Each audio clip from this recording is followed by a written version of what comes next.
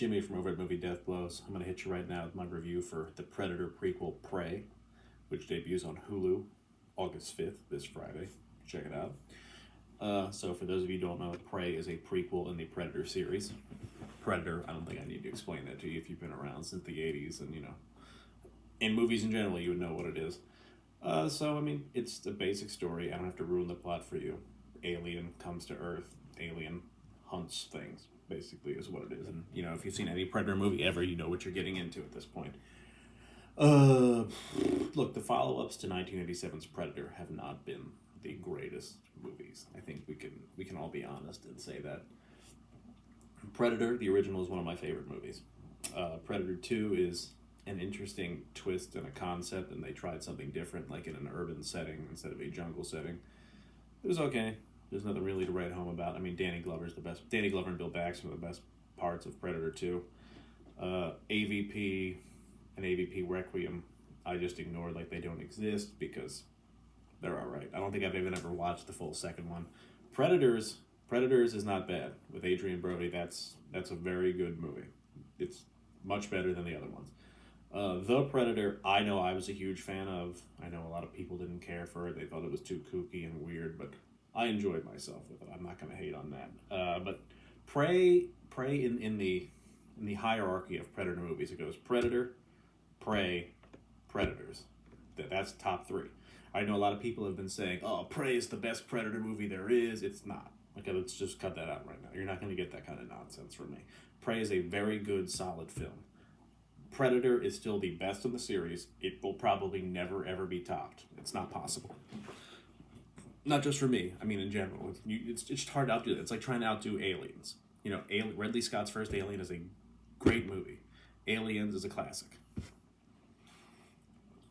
So Prey takes place in 1719 in the Comanche Nation in the Americas, and it deals with the Comanche tribes and Amber Midthunder. I think she's part Sioux in real life. I think I looked that up and I saw. Let me just make sure. Yeah, she's part Sioux, so she's Native American heritage-wise. She plays Naru, a young Comanche warrior who protects her tribe against the predator. But this doesn't have to be real in depth. It's very simple.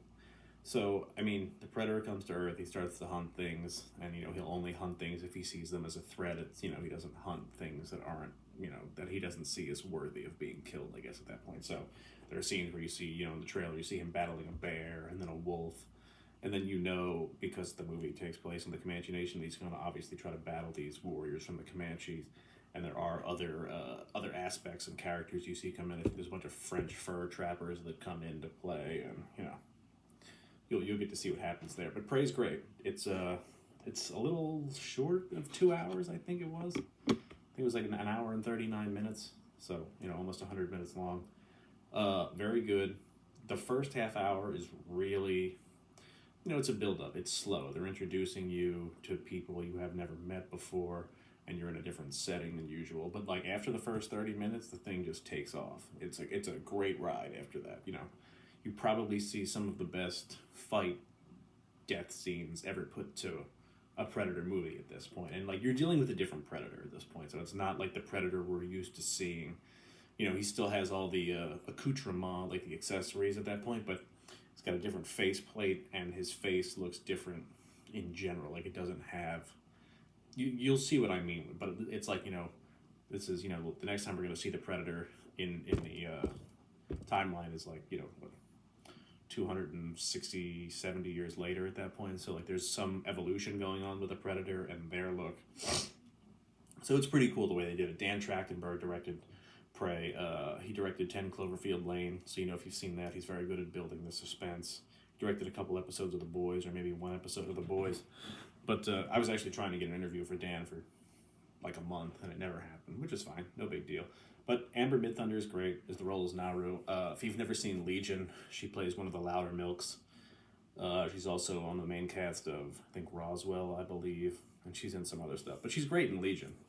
If you never watched Legion when it was on FX, definitely check that out. That was a Noah Hawley production. He was in charge of all of that. But I have nothing negative to say about Prey at all. The pacing in the first half hour, like I said, is very slow. But once it picks up, it's great.